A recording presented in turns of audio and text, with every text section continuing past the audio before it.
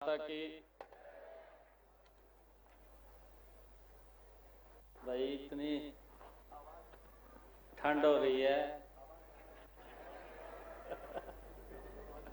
आवाज बड़ी धीमी आ रही है। एक जोरदार जयकारे के साथ भारत माता के। भारत माता के। बहुत ही सम्मान के योग हरियाणा सरकार में हमारे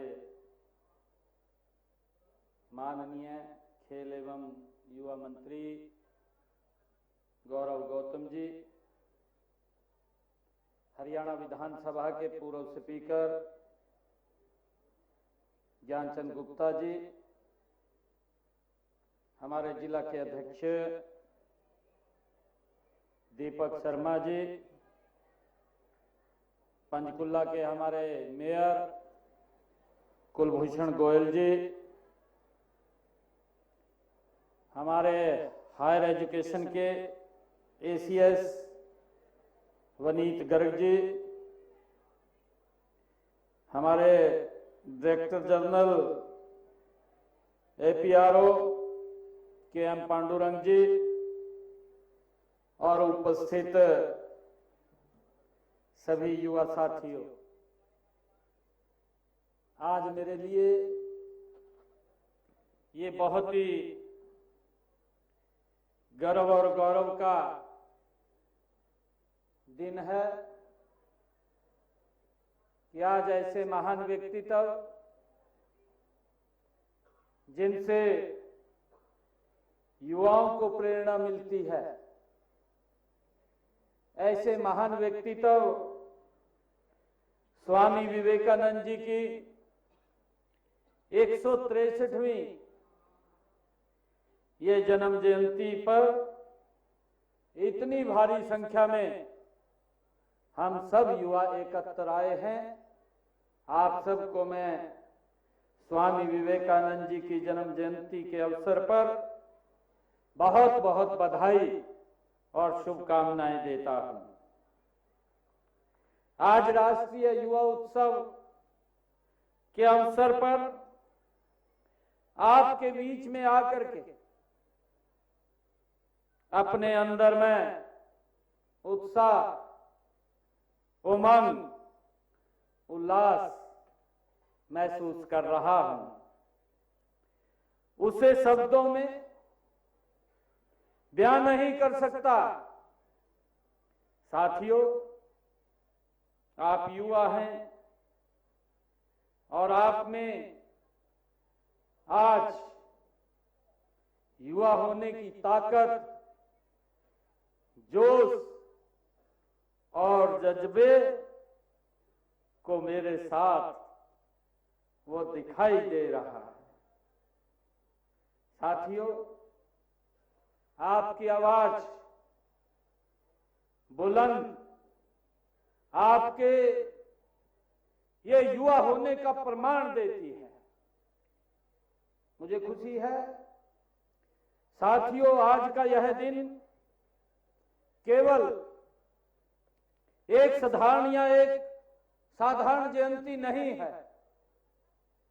यह दिन और उत्सव हमारी भारतीय संस्कृति की दुनिया भर में परचम फहराने वाले महान संत स्वामी विवेकानंद जी को नमन करने, उन्हें याद करने और उनका अनुसरण करने का ये दिन है।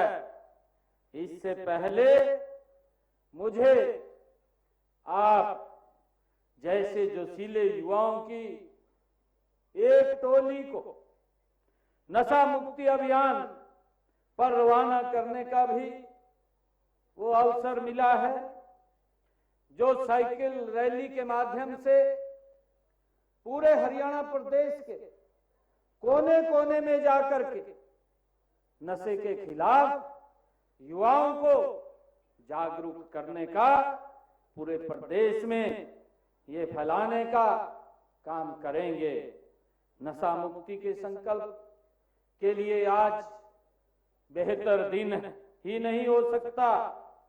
इस लड़ाई को आप सबके सहयोग के बिना कोई जीत भी नहीं सकता।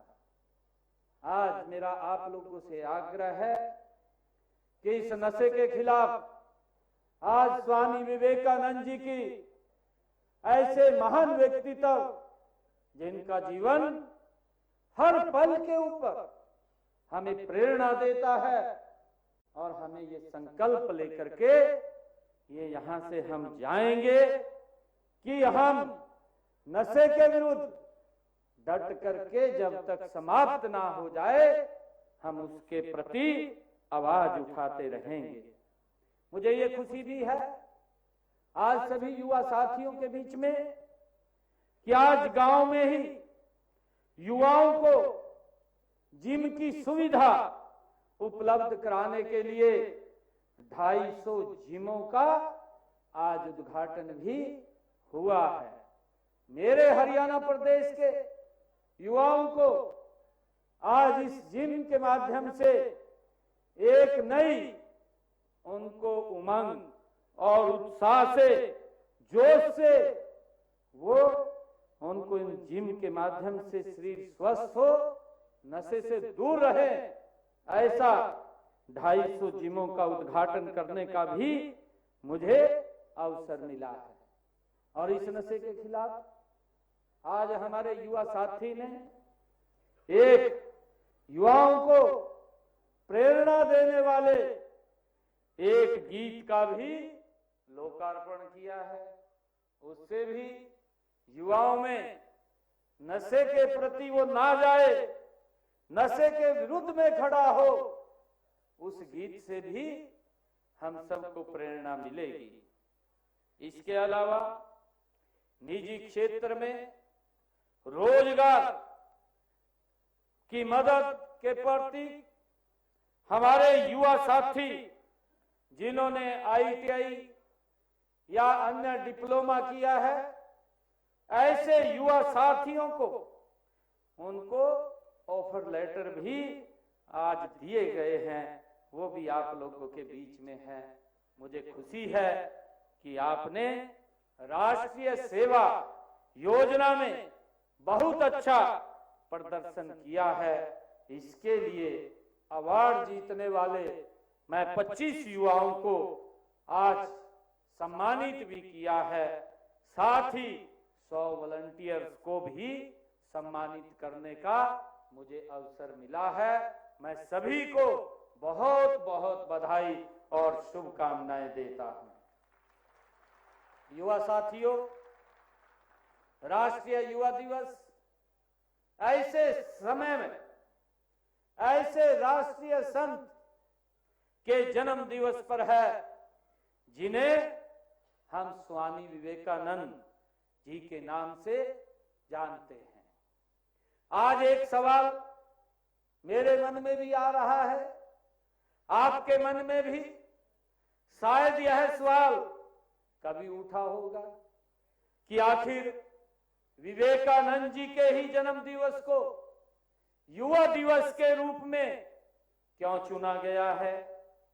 इसका कारण है कि स्वामी विवेकानंद जी की उम्र से ही नहीं बल्कि अपनी सोच से, अपने मन से, अपने विचारों से और अपने कर्मों से भी युवा थे स्वामी विवेकानंद जी। स्वामी विवेकानंद जी का जन्म से विवेकानंद नहीं थे। स्वामी विवेकानंद जी जन्म से स्वामी विवेकानंद नहीं थे। विवेकानंद तो वो अपने कर्मों से बने हैं। 12 जनवरी 1863 को जब उनका जन्म हुआ तो जन्म तो नरेंद्र नाथ के रूप में हुआ था। वहां से स्वामी विवेकानंद तक की यात्रा उन्होंने खुद पूरी की है। युवा केवल उम्र से नहीं, संकल्प से, होता है, साहस से होता है, समर्पण से होता है। युवा होना केवल उम्र का होना नहीं है, बल्कि जीवन को सही दिशा में, सही कार्यों में और सही तरीकों से लगाकर सार्थक करना ही युवा होता है। मुझे खुशी है कि जो स्वामी विवेकानंद जी ने किया था, उन्होंने भारत के नव जागरण का संकल्प किया था। उन्होंने देशवासियों में आत्मसम्मान और गौरव से जीने की लोग पैदा की थी, उनमें आध्यात्मिक जागृति पैदा की थी। मन में देश के प्रति प्रेम, समर्पण और सेवा भाव है तो आप युवा हैं। देश के लिए कुछ कर गुजरने का जज्बा आपके अंदर है तो आप युवा हैं। यही समर्पण भाव और देश प्रेम स्वामी विवेकानंद जी के अंदर था। हम सब जानते हैं। मुझे ये भी खुशी है कि आपको स्वामी विवेकानंद जी के बारे में एक बात नहीं पता होगी। उन्हें खेल बहुत पसंद था और जो खेल उन्हें पसंद था उसे सुनकर आप खुश हो जाएंगे, क्योंकि वो खेल हरियाणा के युवाओं का भी पसंदीदा खेल है। स्वामी विवेकानंद जी को कुश्ती बहुत पसंद थी और वो कुश्ती खेलते थे। उन्हें किताबें पढ़ने का भी शौक था। जिस किताब को वो देख लेते थे उसको भूलते नहीं थे। उन्हें संगीत पसंद था। संगीत के साथ इंस्ट्रूमेंट विवेकानंद जी बजाना जानते थे। मुझे खुशी है रामकृष्ण परमहंस जी उनके गुरु थे। वह पहली बार रामकृष्ण परमहंस जी के आश्रम अपने बड़े भाई के कहने पर गए थे। उन्होंने अपने साथ रामकृष्ण परमहंस जी के आश्रम चलने को अक्सर उनके भाई कहा करते थे कि वह भी आश्रम चलें, वहां उन्हें बहुत कुछ सीखने को मिलेगा। लेकिन स्वामी विवेकानंद जी टाल देते थे, वो नहीं जाते थे। एक दिन स्वामी विवेकानंद जी उनके बड़े भाई उन्हें यह कहकर आश्रम में ले गए कि युवा थे और युवा को अगर कोई परिवार बड़ा कुछ बोलता है तो उसके बाद में भी वो आ जाते हैं। स्वामी विवेकानंद जी को उनके बड़े भाई ने कहा कि आप आश्रम में चलिए, रामकृष्ण परमहंस जी के आश्रम में उनसे मिलने के लिए जाइए और वहां पर आपको रसगुल्ले मिलेंगे। और इस बात को वो सुन करके उनके साथ चले गए और सब कुछ जब वो वहां पर पहुंचे तो सब कुछ छूट गया और उन्होंने अपना पूरा जीवन अपने राष्ट्र, अपनी संस्कृति और अपने धर्म के लिए समर्पित कर दिया। स्वामी विवेकानंद जी ने विदेश में जाकर भारतीय संस्कृति, सभ्यता, आचार व्यवहार तथा रीति नीति की श्रेष्ठता स्थापित करने का काम भी स्वामी विवेकानंद जी ने किया है। जब कभी जिक्र आता है कि उनका शिकागो के 1893 की धर्म संसद में दिया गया भाषण आज भी उसको याद आता है और उसी का जिक्र होता है जो उन्होंने धर्म संसद के अंदर अपना भारत का पक्ष रखते हुए अपना भाषण दिया था।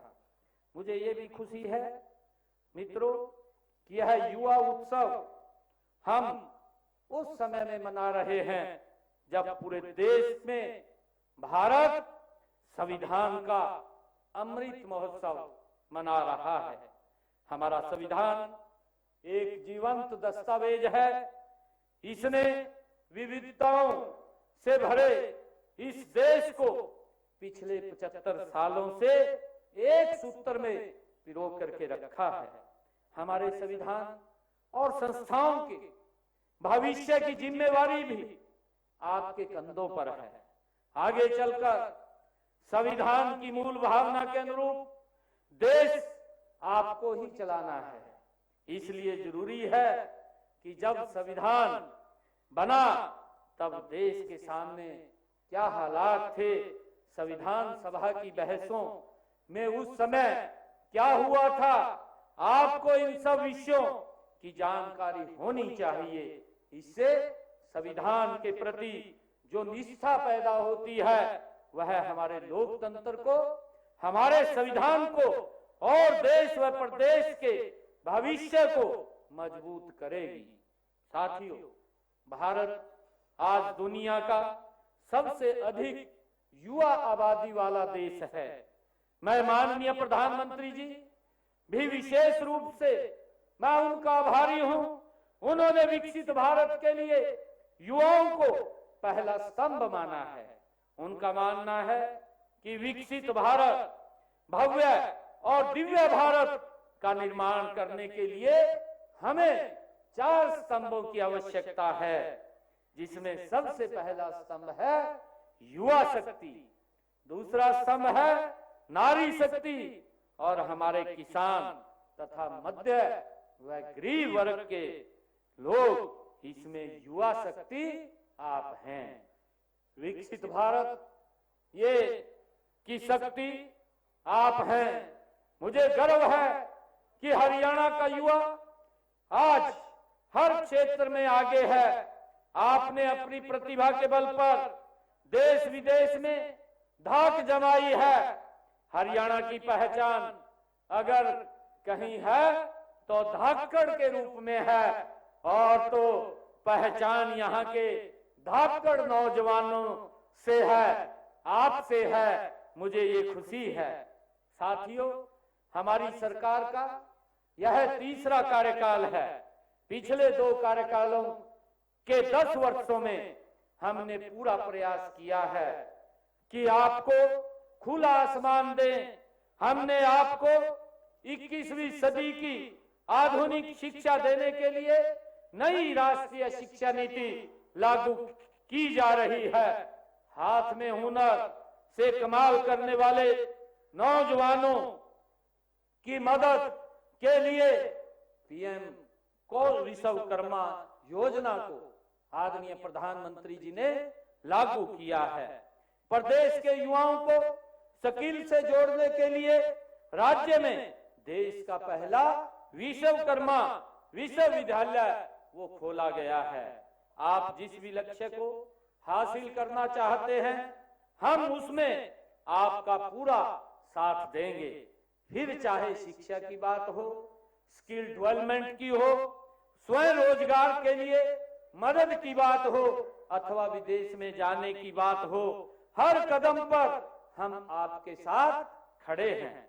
साथियों, आप जानते हैं कि हर युवा का एक सपना होता है कि वह कुछ बन जाए, उसकी भी कोई नौकरी लग जाए और वह अपने परिवार, देश, समाज के लिए कुछ कर सके। हरियाणा में सरकारी नौकरियों का क्या हाल था, यह तो आपको पता है। आप जानते हैं कि हरियाणा में नौकरी बिकती ही बिकती थी, आप सबको मालूम है। लेकिन नौकरी के कारण मां के गहने और घर की जमीन और युवाओं के सपने भी बिक जाते थे, परंतु कई बार नौकरी नहीं लगती थी। भाइयों, मुझे खुशी है, अभी हमारी डॉक्यूमेंट्री फिल्म में भी दिखाया गया है। स्वामी विवेकानंद जी ने भी कहा है कि जितना बड़ा संघर्ष होगा, जीत उतनी शानदार होगी। ये स्वामी विवेकानंद जी ने कहा है कि जितना बड़ा संघर्ष होगा, जीत उतनी शानदार होगी। हमने आकर युवाओं के सपनों की नीलामी को रोका है। हमने कहा कि नौकरी पारदर्शिता से और निष्पक्षता से हमारी सरकार देगी, और उसका परिणाम यह हुआ कि पिछले 10 वर्षों में हमारी सरकार ने बिना पर्ची बिना खर्ची के हरियाणा के अंदर 1,71,000 युवाओं को हरियाणा सरकार में नौकरी देने का निर्णय ये किया है। ये हमारी सरकार का दृढ़ संकल्प था। और भाइयों, अभी चुनाव चला था, ये तीसरी टर्म की सरकार है। इस चुनाव के अंदर किस प्रकार की बातें वो विपक्षी द्वारा की गई कि मेरे हिस्से में इतनी नौकरी आती है, मैं हिस्से के अनुसार दूंगा। कोई बोलता था कि भाई जितनी मेरे हिस्से में आएंगी उतनी दूंगा। कोई बोलता था कि मुझे 50 वोट दे दीजिए, मैं ठोड़े के अनुसार नौकरी दूंगा। भाइयों, किस प्रकार से नौकरियों की बोली लगती थी, परंतु हमने एक दृढ़ संकल्प लेकर के कि किसी माँ बाप को, किसी युवा को किसी के पास जाने की जरूरत नहीं है। भाइयों, जो हमारा हरियाणा का विश्वास, युवा जो विश्वास खो चुका था, हमने उस विश्वास को कायम करने का काम हमारी सरकार ने किया है। और हमने 1,71,000 युवाओं को बिना पर्ची बिना खर्ची के हरियाणा सरकार में नौकरी देने का काम ये हमारी सरकार ने किया है। मुझे खुशी है आज आप लोगों के बीच में बताते हुए कि हमने ये भी निर्णय किया, नहीं तो ICS अधिकारी लगने के लिए भाइयों बहुत ज्यादा कंडीशनें थी। और वो कंडीशनें थी कि वो किसी मुख्यमंत्री का नजदीक का रिश्तेदार होना जरूरी था, वो उसके मामे का छोरा होना जरूरी था, और ये भी कंडीशन थी किसी मंत्री के वो फुफ्फड़ का छोरा होना जरूरी था। परंतु आज आप देख रहे हैं एक गरीब परिवार का बच्चा जिसने अपना टेस्ट क्लियर कर लिया है, हरियाणा सरकार में बिना पर्ची बिना खर्ची के ICS अधिकारी लग रहा है। ये हमारा दृढ़ संकल्प है। साथियों, मैं यहाँ उपस्थित आप सभी युवाओं से यह अनुरोध भी करता हूं कि आप अपनी प्रतियोगी परीक्षाओं के लिए कड़ी मेहनत करें, क्योंकि हमने अपने तीसरे कार्यकाल के दौरान हमने ये संकल्प लिया है, आने वाले समय के अंदर हम हरियाणा में 2 लाख और नई नौकरियां बिना पर्ची बिना खर्ची के हरियाणा में देने का लक्ष्य हमने रखा है। हमने हरियाणा कौशल रोजगार निगम के माध्यम से भी युवाओं को न केवल रोजगार दिया है, बल्कि उन्हें रोजगार की सुरक्षा भी दी है, ताकि उन्हें 58 साल तक कोई बाहर न कर सके। ये भी निर्णय हमारी सरकार ने किया है। नहीं तो भाइयों, जब चुनाव चल रहा था उनके लिए भी कई बातें विपक्ष के द्वारा वो की जा रही थी। अरे वो सेवाएं दे रहे थे, हरियाणा सरकार में वो लगे हुए थे, HKRN पार्ट 1 पार्ट 2 के माध्यम से लगे हुए थे, परंतु इस प्रकार की भाषा बोली जा रही थी कि हम आएंगे HKRN को समाप्त कर देंगे, उन युवाओं के भविष्य के में अंधकार में ले जाएंगे, उनको बाहर का रास्ता दिखा देंगे। हमने कहा ऐसे 1,20,000 युवाओं को कोई छू भी नहीं पाएगा। हमने उनकी नौकरी को सुरक्षित करने का काम ये हमारी सरकार ने किया है। भाइयों, हमने ये भी नल जल मित्र कार्यक्रम के तहत हीरो मोटो कॉपर्स लिमिटेड से 6,000 युवाओं को प्रशिक्षण भी दिलवाया है। वे ग्रामीण क्षेत्र में जलापूर्ति के लिए वो मदद करेंगे। हमारी सरकार ने ड्रोन दीदी योजना, कंट्रैक्टर सक्षम युवा योजना और IT सक्षम युवा योजना जैसी की शुरुआत की है। इनसे हमारे युवा नए और उभरते क्षेत्रों में अपना कैरियर बनाने में सक्षम होंगे। मुझे खुशी है कि हमने जो कॉन्ट्रैक्टर सक्षम युवा योजना बनाई है कि जिन्होंने ITI की है ऐसे 25,000 हमने नए कॉन्ट्रैक्टर को काम करने का अवसर दिया है कि वो काम कर सके और अपने विकास की जीवन यात्रा को शुरू करें और करते हुए विकास की नई ऊंचाइयों को छुएं। उनको रोजगार भी मिलेगा और इस देश की सेवा करने का भी अवसर मिलेगा। हमने इसके माध्यम से उनको अलाउ किया है। ऐसे 25,000 युवा साथियों को जिन्होंने ITI किया उनको कहीं रजिस्ट्रेशन कराने की जरूरत नहीं है, वो अपने काम कहीं भी कॉन्ट्रैक्टर के ऊपर शुरू कर सकते हैं।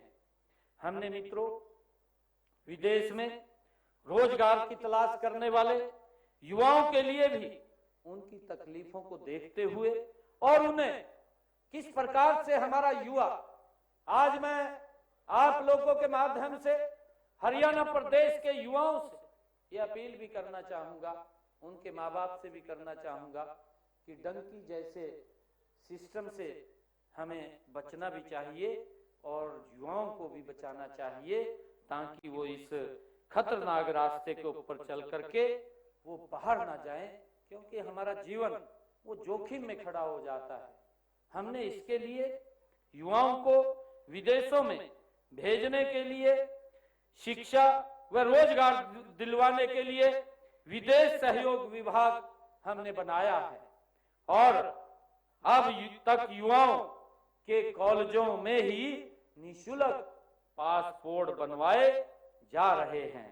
मुझे खुशी है कि हमने अब तक हरियाणा प्रदेश के अंदर 35,000 से अधिक युवाओं के पासपोर्ट बनवाए हैं। इसके साथ ही विदेश में जाने से पहले हम युवाओं को उन देशों की जरूरतों के अनुसार उनको कौशल भी देने का काम करते हैं और इसके लिए हम विभिन्न देशों की भाषाओं में युवाओं को दक्ष बनाने के लिए भी एक नीति अलग से बना रहे हैं ताकि व्यक्ति जब विदेश में जाता है, काम करने के लिए जाता है, तो वहां पर उसको लैंग्वेज की दिक्कत ना आए। उसके लिए भी हमारी सरकार इसमें काम कर रही है। साथियों, आप जानते हैं कि आज दुनिया ग्लोबल विलेज बन चुकी है। हमारे हरियाणवी भाई आज विश्व के कोने कोने में बसे हुए हैं और उनमें से अधिकतर लोगों ने परिवार यहीं पर हैं। ऐसे हरियाणवियों के लिए हमने ग्लोबल हरियाणवी केंद्र नामक एक पोर्टल बनाया है। इस पर वे अपनी समस्याओं को डालकर मदद पा सकते हैं, चाहे वह जमीन जायदाद से जुड़ी हुई हो या समस्या या परिवार की कोई समस्या हो, किसी झगड़े अथवा प्रदेश में निवेश करने के उनकी कोई इच्छा हो, उसके ऊपर वो डाल करके वो उसकी जानकारी ले सकते हैं और हरियाणा सरकार उसका पूरा सहयोग करेगी। युवा साथियों, प्राइवेट क्षेत्र में भी युवाओं को रोजगार के बेहतर अवसर मिले, इसके लिए हमने डुअल सिस्टम ऑफ ट्रेनिंग के तहत लगभग 258 उद्योगों के साथ साझेदारी कर युवाओं को व्यवहारिक प्रशिक्षण देने का काम भी हमने शुरू किया है। हमारा लक्ष्य है कि वर्ष 2030 तक राज्य का हर युवा हुनरमंद हो और वित्तीय रूप से समृद्ध हो और इसी लक्ष्य की प्राप्ति के लिए स्कूलों में NSQF, कॉलेजों में पहली योजना, विश्वविद्यालय में इंक्यूबेशन सेंटर और तकनीकी संस्थानों में उद्योगों की जरूरत के अनुसार प्रशिक्षण के लिए उद्योगों के साथ MOU करने जैसे कारगर कदम भी हमने उठाए हैं। मैं एक बात राजनीति के बारे में भी करूंगा। भाइयों, आज युवा साथियों के बीच में है, आप में जो भी कोई राजनीति में अगर भागीदारी करना चाहते हैं तो अवश्य करें, हमें करनी चाहिए। माननीय प्रधानमंत्री जी ने युवाओं को राजनीति में आने के लिए आह्वान भी किया है। आप सक्रिय राजनीति में जितना आते हैं उतना ही परिवारवाद की राजनीति पर प्रभाव कम होता है। साथियों, आज युवाओं के सामने अगर सबसे बड़ी कोई चुनौती है तो वह नशा है, जिसका मैंने जिक्र भी किया है कि हमने आज एक यहाँ से यात्रा को शुभारंभ किया है। हरियाणा प्रदेश के एक एक गांव के अंदर वो जाकर के पूरे हरियाणा प्रदेश के युवाओं को जागरूक करते हुए उस नशे की चुनौती से निपटने के लिए उनको जागरूक करेगी। तो वह जो नशा है, आपको खुद को भी इसमें जाने से रोकना है, अपने मित्र बंधु को भी इसमें जाने से बचाना है। आज हमें ये संकल्प लेना है और जो इसमें जा चुके हैं उन्हें बाहर कैसे निकाला जाए, इसकी भी हमने चिंता करनी है। मैं नशे की आदत को समस्या नहीं, चुनौती मानता हूं और मेरा विश्वास है कि दुनिया की ऐसी कोई चुनौती नहीं है जिससे युवा पार ना कर पाए, उसे खत्म न कर सके। इस लड़ाई में मैं आपके साथ हूं। हमें अपनी ऊर्जा को, अपने उत्साह को, अपनी ताकत को नशे में नहीं मिलाना है, बल्कि नशे को मिटाने में हमने अपनी ताकत को लगाना है। हमने ये संकल्प लेना है। मुझे देश, समाज और अपने परिवार को सामने रख करके सोचना है कि नशा केवल हमारे शरीर को ही बर्बाद नहीं करता, बल्कि वो हमारे विकास के अंदर भी बाधा बनता है और हमारी शरीर को भी वो खत्म करता है, बर्बाद करता है, इन तीनों को समाप्त करता है। साथियों, युवा का अर्थ आप सबको पता ही है, आप सब जानते हैं कि अगर मैं युवा का अर्थ निकालूंगा तो मैं उसका अर्थ वायु निकालूंगा। आप सब जानते हैं कि युवा को अगर उल्टा किया जाए तो वायु बनता है, और वायु जब गति से चलती है तो भाइयों वो लोगों को स्वच्छ वातावरण देती है। तो मेरा आग्रह है कि हम वायु के अनुसार काम करें और वायु के अनुसार चलें।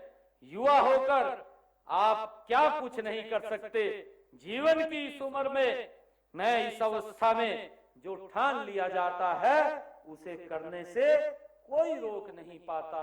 युवा ने जो संकल्प ले लिया है, और स्वामी विवेकानंद जी ने तो कहा है, उन्होंने कहा है कि जब तक आप रुको मत, जब तक आप लक्ष्य की प्राप्ति तक नहीं पहुंच जाते। स्वामी विवेकानंद जी ने ये अपने शब्दों में कहा है। मुझे खुशी है कि आप सब जानते भी हैं कि आदि शंकराचार्य, जिन्होंने मात्र 13 वर्ष की आयु में ही वो सन्यासी हो गए थे। गौतम बुद्ध जी, जो 30 वर्ष की उम्र में घर छोड़ दिया था और उन्हें ज्ञान भी युवावस्था में ही प्राप्त हुआ था। भगवान महावीर भी युवा थे। स्वामी विवेकानंद जी ने दुनिया की, भारत का परचम लहराया था और धर्म संसद में भाषण दिया था। तब भी स्वामी विवेकानंद जी युवा थे, और भगवान श्री कृष्ण जी ने गीता का ज्ञान देकर जिसे युद्ध के लिए तैयार किया था, वह अर्जुन भी युवा थे। अंग्रेजों की नाक में दम करने वाले, हमारे आजादी की मिसाल हाथ में लेकर चलने वाले भगत सिंह और चंद्रशेखर आजाद भी युवा ही थे। मुझे पूरा विश्वास है कि आप सभी अपने प्रदेश और देश का नाम रोशन करेंगे। मैं इसी संकल्प के साथ आप सबके उज्जवल भविष्य की मंगल कामना करता हूं। मुझे आज ये खुशी है कि आज हमारे हरियाणा प्रदेश के अंदर जो कुछ काम चल रहे हैं, मैं उनके बारे में भी आप लोगों को बताना चाहूंगा। और आज हरियाणा प्रदेश के युवाओं के लिए मैं कुछ घोषणाएं भी करना चाहूंगा। हम हरियाणा खेल उपकरण प्रावधान योजना 2024-25 के तहत खेलों के मुफ्त खेल उपकरण देते हैं। अब इस योजना में युवा क्लबों को भी शामिल किया जाएगा। आज मैं ये घोषणा करता हूं और उन्हें 880 अधिसूचित खेलों के लिए मुफ्त खेल उपकरण दिए जाएंगे। इन खेलों में वॉलीबॉल, फुटबॉल, बास्केटबॉल, हैंडबॉल, मुक्केबाजी, कुश्ती, जूडो और क्रिकेट शामिल है। हर साल खेल विभाग युवा क्लबों के लिए 2 साहसिक खेल शिविरों का आयोजन भी करेगा। मैं यह भी घोषणा करता हूं कि राज्य के वार्षिक खेल कैलेंडर में अंतर युवा क्लब खेलों को शामिल किया जाएगा। खेल विभाग इन खेलों का आयोजन कर हर साल करेगा। मैं ये भी घोषणा करता हूं कि हम हरियाणा के हर ब्लॉक में कम से कम एक ITI खोलेंगे। राज्य में 142 ब्लॉक हैं। हर ब्लॉक के ऊपर एक ITI वो खुलेगी। इसकी भी मैं आज घोषणा करता हूं। जिनमें से 26 ब्लॉक ऐसे हैं जहां ITI नहीं है।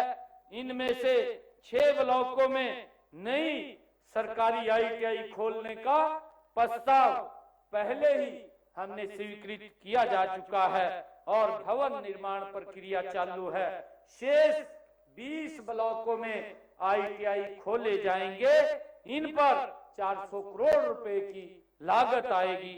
इसकी भी मैं आज घोषणा करता हूं। मैं ये भी आज कहना चाहता हूं कि हमारे काफी युवा विदेशों में रोजगार की तलाश में रहते हैं, लेकिन उस देश की भाषा का ज्ञान न होने के कारण उन्हें वहां बड़ी समस्या का सामना करना पड़ता है। हमने यह निर्णय किया है कि युवाओं को विदेशी भाषा सिखाने और उससे संबंधित एजेंसी से प्रमाणित करवाने का खर्चा सरकार वहन करेगी। ये भी निर्णय आज हमने किया है। हमने ये भी निर्णय आज किया है। आज मैं इसकी भी घोषणा करता हूं कि आज से हम हार्टॉन एडवांस स्किल सेंटर परियोजना शुरू कर रहे हैं। इसके तहत पहले वर्ष में 87 एडवांस स्किल सेंटर खोले जाएंगे। ये केंद्र NSQF मान्यता प्राप्त प्रमाण पत्र प्रदान करेंगे। इससे हमारे युवाओं को राष्ट्रीय अंतर्राष्ट्रीय स्तर पर मान्यता प्राप्त कौशल मिल सकेगा। इसकी भी मैं आज घोषणा करता हूं। इससे पहले हार्टॉन के स्किल सेंटर मुख्य रूप से जिला स्तर पर ही खुले हैं। इनमें बुनियादी कंप्यूटर शिक्षा ही दी जाती है। पहली बार एडवांस स्किल सेंटर उपमंडल और ग्रामीण विकास खंडों में खोले जा रहे हैं। इनमें आर्टिफिशियल इंटेलिजेंस, साइबर सुरक्षा और ब्लॉकचेन जैसी उभरती हुई तकनीकों में उन्नत प्रशिक्षण दिया जाएगा। इससे युवाओं के लिए रोजगार की संभावनाएं बढ़ेंगी। भाइयों, मैं अंत में एक बार फिर आप सबको राष्ट्रीय युवा दिवस और स्वामी विवेकानंद जयंती की हार्दिक बधाई देता हूं। आपके बीच आकर आज अपने अंदर की एक नई ऊर्जा, उमंग और उत्साह और विश्वास को महसूस कर रहा हूं। आज आपके साथ से जो मैं भी खुद को युवा महसूस कर रहा हूं। आप सभी को मैं बहुत बहुत बधाई और शुभकामनाएं देता हूं। स्वामी